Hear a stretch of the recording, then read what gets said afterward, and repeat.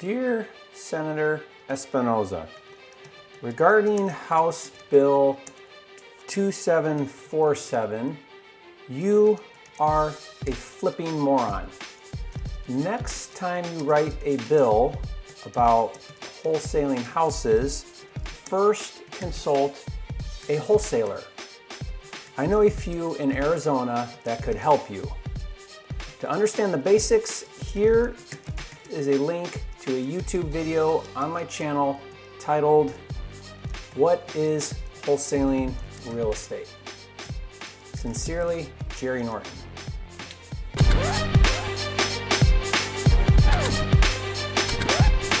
For a limited time, you can get a free copy of Jerry Norton's Wholesaler Contract Pack with all the contracts you need to flip houses without risk. Claim your free copy at wholesalercontracts.com. If you're new here, I'm Jerry Norton. I make millions of dollars a year wholesaling and flipping houses, and here on my YouTube channel, I show you how to do the same. So if you want to be a flipping genius like me and live your dream life, subscribe to my channel and watch my videos. The wholesaling and house flipping capital of the US is jumping on the regulation bandwagon. Of course, I'm referring to the state of Arizona, who is proposing a new bill that requires wholesalers to provide written disclosures to both sellers and buyers. Now, I'm a big proponent of proper disclosure, and we're going to talk about why that's so important on this video. But regulation requiring wholesalers to provide written disclosure isn't a bad idea in and of itself, but this bill in Arizona, sponsored by Senator Diego Espinoza, is poorly written, it lacks substance, it will be nearly impossible to enforce, and basically is a wasted opportunity by the state of Arizona. Now, as I predicted, regulating the real estate wholesale industry is happening at an accelerated pace across America, and now the state of Arizona is getting in on the regulation game as well. But Arizona is taking a different approach than the other states who have already passed legislation or who are in the process of proposing new legislation. Most of the regulations so far have been centered around licensure by mandating that wholesalers who engage in the assignment of contract method in some form or another must hold an active real estate license and fall under the jurisdiction of the Real Estate Licensing Division, but not Arizona. As indicated by this new bill, Arizona doesn't care about licensing and is solely concerned about disclosure. So why disclosure? What even is disclosure, and why is it such a big deal that Arizona is passing a law about it? Let me take a few minutes and explain so that you have the proper context, and then we'll break down this new bill. In residential real estate, one of the primary responsibilities of the Real Estate Commission in each state is to protect the consumer. And part of consumer protection is making sure the public, meaning the home buyer and or seller, has all of the facts and information to make an informed decision regarding a real estate transaction. That means in order for a buyer or a seller to make an informed decision, proper disclosure must be provided. Disclosure means you are open, clear, honest, transparent, and forthcoming about everything you know, including your intentions, that could potentially impact the other party's decision. A good way to understand disclosure is ask yourself this: is there something I'm not telling the other person that I would want to know if I were in their shoes? For example, let's say as an investor, I'm selling a property and I know that when there is a heavy rain, the basement backs up with water. Well, that material information may impact a buyer's decision to buy my house. So as such, I now have a legal obligation, not to mention a moral obligation, to disclose that information to potential buyers. Again, that way the buyer has all of the facts and can make an informed decision. Now, to put how significant disclosure is in perspective, there are thousands of lawsuits every year due to issues related to non-disclosure or improper disclosure. It's better to be honest and open and lose out on a deal than withhold something and have it come back to haunt you later. And because wholesaling houses has become a multi-billion-dollar industry, it's gotten a lot of scrutiny in recent years, and there is a lot of concern around improper disclosure. The argument is that wholesalers don't properly disclose their intentions or their role in the transaction, and that is potentially harmful to sellers.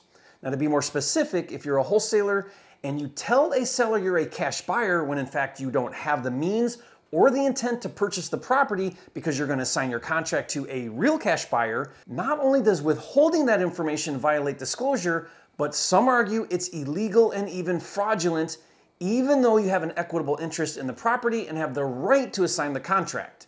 The point isn't whether or not you can wholesale, it's that the seller knows that's what you're doing.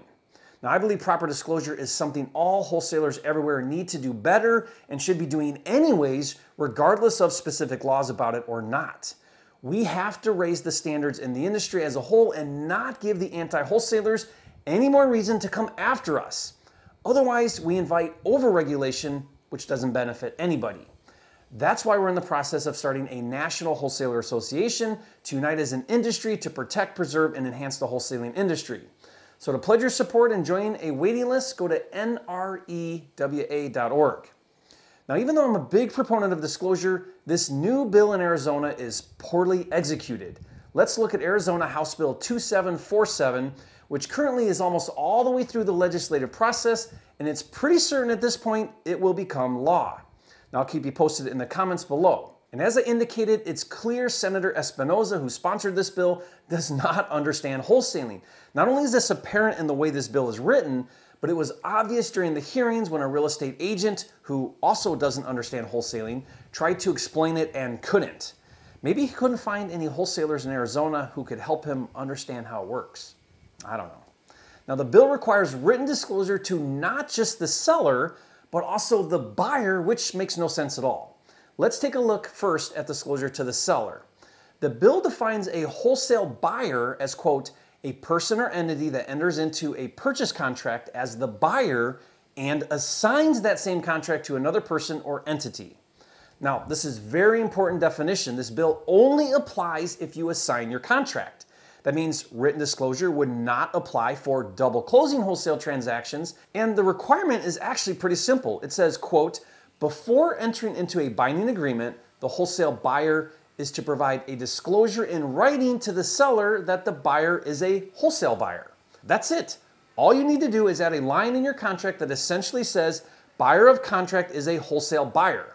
Well, that's easy enough. I've been doing that for a long time. In my contract that I use with private sellers, I have an entire paragraph that says, I may decide to assign my contract. I even take it a step further and have a profit disclosure in my contract where the seller acknowledges that he is selling to me at a discount for speed and convenience, and that as an investor, I plan on making a profit on the deal.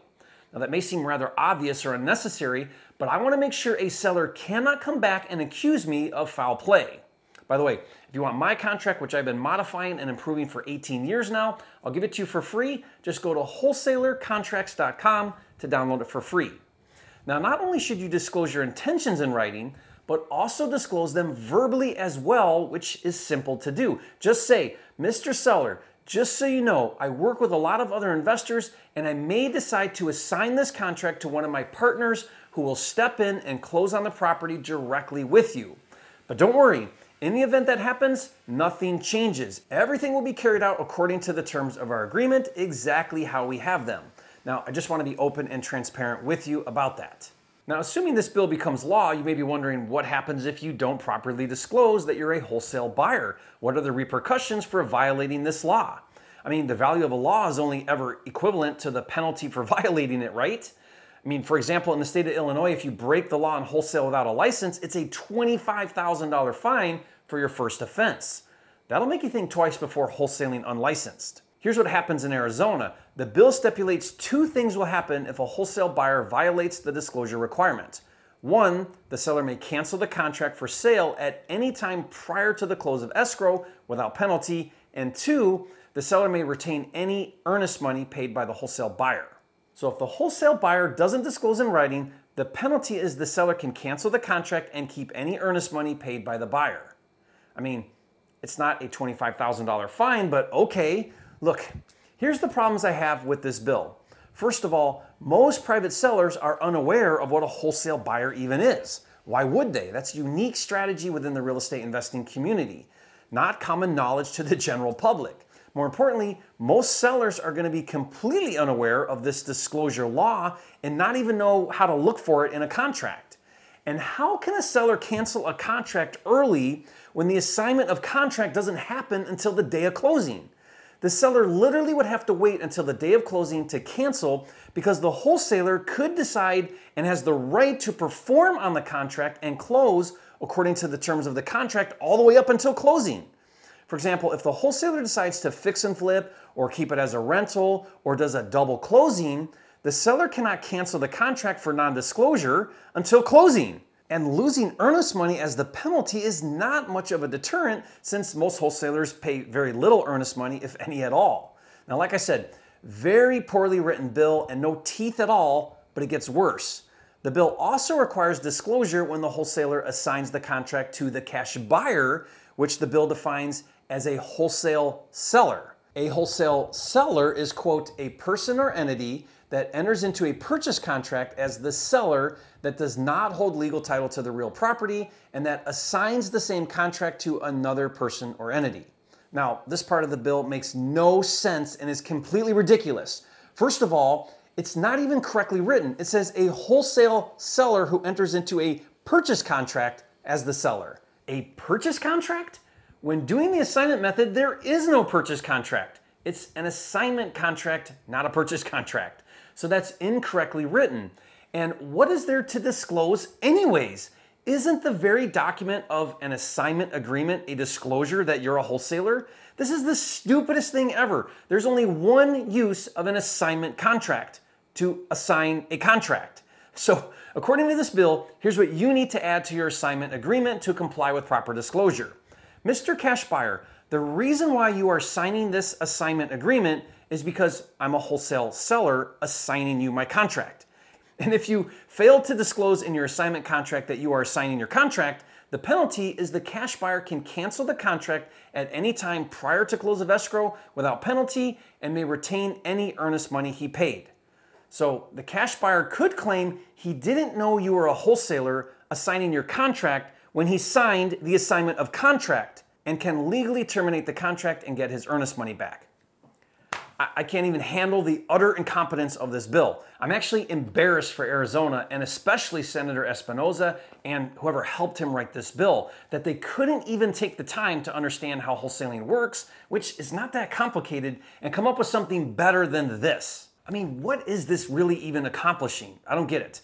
If they really want disclosure from wholesalers, they should do what everyone else is doing and mandate that wholesalers get licensed. That solves disclosure because licensed agents/wholesalers have to disclose their role in the transaction, and by being licensed and as a side benefit, wholesalers fall under the oversight of the state licensing division. So it kills two birds with one stone, consumer protection and government control. But what do I know?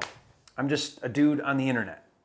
The biggest concern and the prediction I've been making and have been right about so far is that some form of regulation or another is going to happen in most states in the near future. This year alone, several states are either exploring regulation, proposing legislation, or passing new laws, and I believe we're going to continue to see that trend happen. This is a topic I've been covering extensively here on my YouTube channel because I believe as a wholesaler or aspiring wholesaler, you need to be aware of what's happening, make sure you're in compliance, and do everything you can to operate at a higher level. Now, I didn't say be afraid or quit and give up. In fact, if you decide not to pursue wholesaling because of some form of regulation or possible regulation, then you have no business wholesaling in the first place. Look at regulation as an opportunity to level up. The cream always rises to the top.